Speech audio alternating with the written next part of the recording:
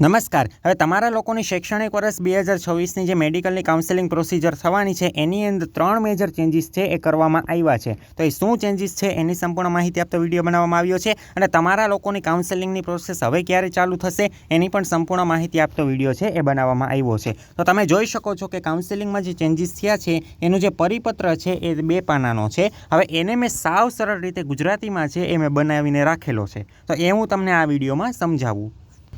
હવે જે આ પરિપત્રમાં જે બાબતો મેન્શન કરી છે ને એ જ આમાં મેં મેન્શન કરેલી છે, એમાં જ મેં સરળ રીતે છે બનાવેલું છે. તો એમાંનો પહેલો ચેન્જીસ એ છે કે તમારે લોકોને અપગ્રેડેશન માટે કોલેજ ધક્કા ખાવાની જરૂર નથી. હવે કેવા શું માંગે છે એ હું તમને સમજાવું. તો તમારા લોકોનો માની લો કે પહેલો રાઉન્ડ છે એ પૂરો થઈ ગયો છે.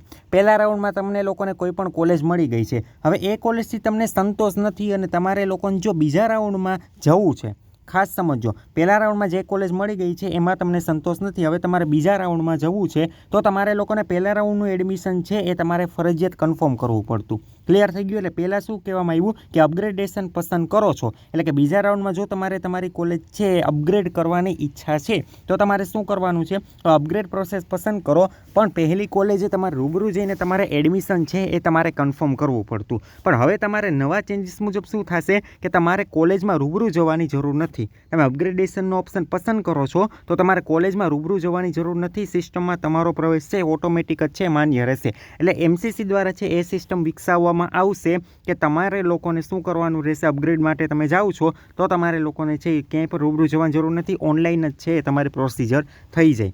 આ વસ્તુ પહેલાં ક્લિયર થઈ ગઈ. તો પહેલો ચેન્જીસ છે એ આ કરવામાં આવ્યો છે. હવે સ્ટેટની અંદર તો શું છે કે ભાઈ તમારે લોકોને એડમિશન લેવું હોય તો ઠીક છે, માની લો કે તમે એડમિશન તમારું કન્ફર્મ કરીને પણ તમે લોકો સેકન્ડ રાઉન્ડમાં છે એ જઈ શકો છો. એના માટેના સંપૂર્ણ નિયમ તમારે ખાસ કરીને સમજવા પડે એમ છે. ક્લિયર થઈ ગયું?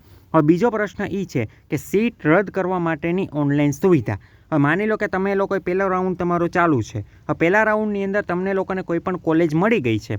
હવે પછી તમે લોકો બીજા રાઉન્ડમાં તમે જવા ઈચ્છો છો, પછી તમારું એવું મન થયું કે ભાઈ મારે તો ડ્રોપ લેવો છે, અથવા તો મારે સ્ટેટમાં મને સારી કોલેજ મળી ગઈ છે, અથવા તો તમારે લોકોને છે કોઈ બી બીજી બ્રાન્ચમાં જ એડમિશન લેવું છે, તો તમારે શું કરવું પડતું, તમારે એ સીટ છોડવી હોય તો જે તે કોલેજમાં જવાનું.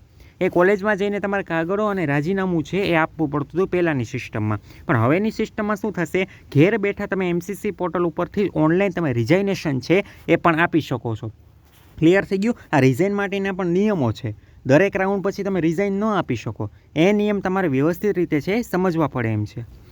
ઓકે, એટલે તમે જે રીતે સમજો છો કે ભાઈ કાઉન્સેલિંગની પ્રોસેસથી અતિ ઇઝી છે, તો ઇઝી નથી. એમાં તમારે એક એક નિયમ છે વ્યવસ્થિત સમજવા પડે એમ છે. જો તમે એક પણ નિયમમાં ભૂલ કરશો તો કાં તો તમારા હાથમાંથી કોલેજ જશે, કાં તો તમારા રૂપિયા જશે. ક્લિયર થઈ ગયું? તો એના માટે છે એના જે સોલ્યુશન છે એના માટે તમે અમારું જે પેઇડ કાઉન્સેલિંગ છે એમાં તમે જોડાઈ શકો છો. એમાં તમે અમે છે તમને લોકોને સંપૂર્ણ એડમિશનનું માર્ગદર્શન આપશું, કઈ રીતે ચોઇસ ફિલિંગ કરવું, પછી સ્કોલરશિપ અને લોન વિશેની જે અપડેટ હોય એ પણ અમે તમને આપતા રહીશું. તો તમારે અમારી સાથે આ પેઇડ કાઉન્સેલિંગમાં જોડાવવું છે તો શું કરવું છે, આ બંને મોબાઈલ નંબર આપ્યા છે એ બંનેમાંથી કોઈ પણ એક મોબાઈલ નંબરમાં તમે વોટ્સએપમાં મેસેજ કરીને સંપૂર્ણ જાણકારી મેળવીને અમારી સાથે કાઉન્સેલિંગમાં જોડાઈ શકો છો. જો તમે સહેજ પણ કાઉન્સેલિંગમાં ભૂલ કરી તો કાં તો તમારી કોલેજ જશે, અથવા તમારા રૂપિયા જશે, અથવા તમારે જે જોતી હશે એ કોલેજ નહીં મળે, એની જગ્યાએ બીજી કોલેજ મળે. કાઉન્સેલિંગમાં ખાસ તમારે ધ્યાન રાખવાની જરૂર છે. એટલે હજી જો કોઈને કાઉન્સેલિંગમાં કંઈ ખ્યાલ ન પડતો હોય તો મહેરબાની કરીને છે એ અમારા પેઇડ કાઉન્સેલિંગ છે એની અંદર તમે જોડાઈ જજો, કે જેથી તમારે સારા માર્ક હોય તો તમને લોકોનો વાંધો ન આવે. હવે ત્રીજી કન્ડિશન કઈ કે NRI કોટાના ડોક્યુમેન્ટ છે તમારે લોકોના ઓનલાઈન જમા થશે. હવે જે વ્યક્તિઓ NRI એટલે કે નોન રેસિડન્સ ઓફ ઇન્ડિયન હોય તો એવા વ્યક્તિના ડોક્યુમેન્ટ પહેલાં શું તમારે ફરજિયાત પણ ઓફલાઈન છે તમારે સેન્ટરમાં જઈને અપલોડ કરવા પડતા. પણ હવે જો તમારે લોકો ડીમ્ડ યુનિવર્સિટીમાં NRI કોટા હેઠળ તમારે એડમિશન લેવું છે તો વિદ્યાર્થીઓ તેના દસ્તાવેજ છે સીધા કાઉન્સેલિંગ પોર્ટલ ઉપર જ ઓનલાઈન અપલોડ કરી શકશે. અને પહેલું શું છે, ફી અને સીટની માહિતી પહેલેથી જાહેર કરવાની સૂચના. તો તમામ રાજ્ય સરકારોને કોલેજોની ફી અને સીટની વિગતો પહેલેથી સ્પષ્ટ જાહેર કરવા માટે સૂચના આપવામાં આવી છે. ક્લિયર થઈ ગયું? હવે જુઓ, મેડિકલમાં ઘણી વખત શું હોય કે ભાઈ માની લો કોઈ કોલેજની ફી 10 લાખ હોય, પણ એમાં પછી તમારે 3 થી 4 લાખનો બહુ એક્સ્ટ્રા ખર્ચો થઈ જાય. હોસ્ટેલની ફી તમારે 1.5 લાખ 2 લાખ રૂપિયા હોય, પછી તમે શું ગણતરી કરીને હાલતા હોય કે ભાઈ 10 લાખ રૂપિયા ફી છે, 10 લાખની તમે વ્યવસ્થા કરતા હોય.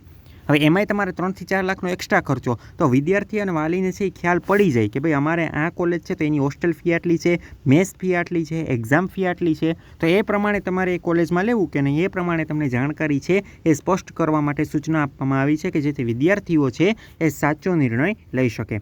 આ વસ્તુ તમે સમજી ગયા. અને જુઓ મેઇન શું કહેવામાં આવ્યું છે કે ભાઈ નીટ યુજીના ઉમેદવારો માટે કોલેજમાં રૂબરૂ જવાની દોડધામ છે એ ઘટશે અને મોટાભાગની જે કામગીરી છે એ તમારે ઓનલાઈન ઘેર બેઠા જ થઈ જશે.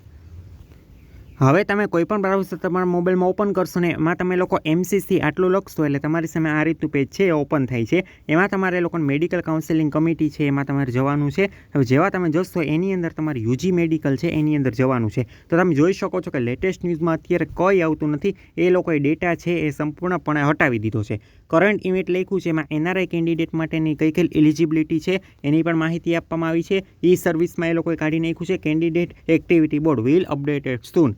એટલે તમારે એવી ગણતરી રાખવાની કે 36 કલાકની અંદર 24થી લઈને 36 કલાકની અંદર તમારા લોકોનું MCCનું રજિસ્ટ્રેશન સ્ટાર્ટ થઈ શકે છે.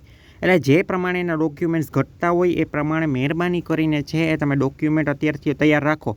કાઉન્સેલિંગ ગમે ત્યારે ચાલુ થઈ જશે અને એકવાર MCCનું ચાલુ થયું એટલે પછી સ્ટેટનું પણ ચાલુ થશે. એ વસ્તુ ખાસ તમે ધ્યાનમાં નોંધી લો. ક્લિયર થઈ ગયું? MCCનું એકવાર ચાલુ થઈ ગયું પછી સ્ટેટવાળા છે એનું શેડ્યુલ બહાર પાડી જ દેશે. ઓનલાઈન રજિસ્ટ્રેશનનું શું છે એ બધી વિગતો છે બહાર પાડી જ દેશે. એટલે એ તમારે છે હવે ખાસ કરીને ઉતાવળ છે એ તમારે રાખવાની છે. તમે જોઈ શકો છો સંપૂર્ણ ડેટા છે એ લોકોએ આમાંથી 2025નો રિમૂવ કરી નાખ્યો છે. ક્લિયર થઈ ગયું? અને તમને મેં આ વેબસાઇટ કોની હતી? MCCના સ્ટેટની મેં તમને વેબસાઇટનો અગાઉ પણ વિડીયો બનાવી દીધો છે પણ એ વિડીયો ઘણા લોકોએ જોયો નથી.